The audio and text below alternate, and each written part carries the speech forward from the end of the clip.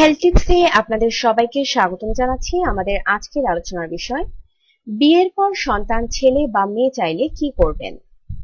বিয়ের পর নব দম্পতিরা তাদের অনাগত সন্তান নিয়ে কিছু না কিছু পরিকল্পনা করে থাকে, কিন্তু গর্ভের সন্তানটি ছেলে না মেয়ে হবে তা কি আমরা নিয়ন্ত্রণ করতে পারি? অনেকেরই শখ থাকে তার পরবর্তী সন্তানটি হবে দুরন্ত একটি ছেলে অথবা ফুটফুটে একটি মেয়ে।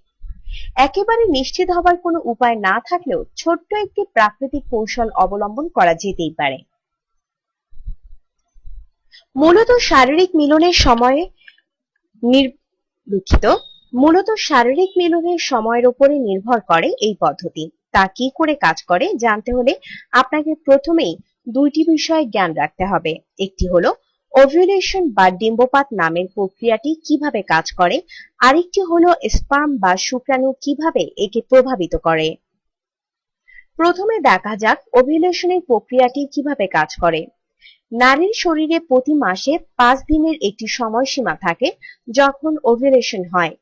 ডিম্বপাতের 3 দিন আগে থেকে শুরু করে 1 দিন পর পর্যন্ত হলো গর্ভধারণের জন্য সবচাইতে উপযুক্ত সময়, কারণ ডিম্ব কার্যকরী থাকে মাত্র 24 ঘন্টা, কিন্তু শুক্রাণু নারীর শরীরে 5 দিন পর্যন্ত কার্যকরী থাকতে পারে। এই সময়ের মাঝে গর্ভধারণ করা যাবে তা জানা গেল।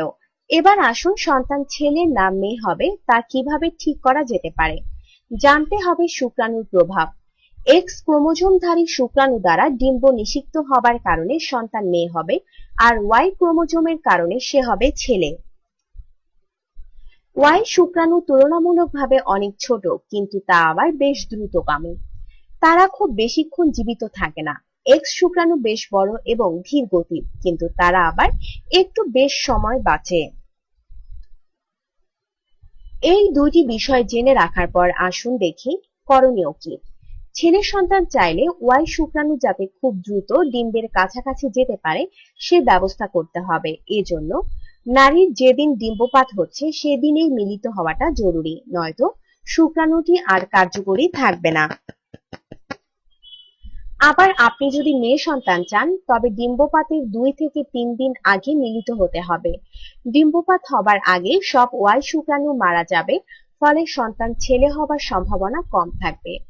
বেঁচে থাকবে এক্স শুক্রাণুগুলো, ফলে মেয়ে সন্তান হবার সম্ভাবনা অনেক বেড়ে যাবে। আশা করি বিষয়টি বুঝতে পেরেছেন। আপনার সুস্বাস্থ্য কামনা করে আমাদের আজকের আলোচনা এখানেই শেষ করছি। নিয়মিত বিভিন্ন স্বাস্থ্য টিপস ও পরামর্শ পেতে আমাদের চ্যানেল সাবস্ক্রাইব, লাইক ও শেয়ার করবেন। আজকের এই আলোচনা শোনার জন্য আপনাকে ধন্যবাদ।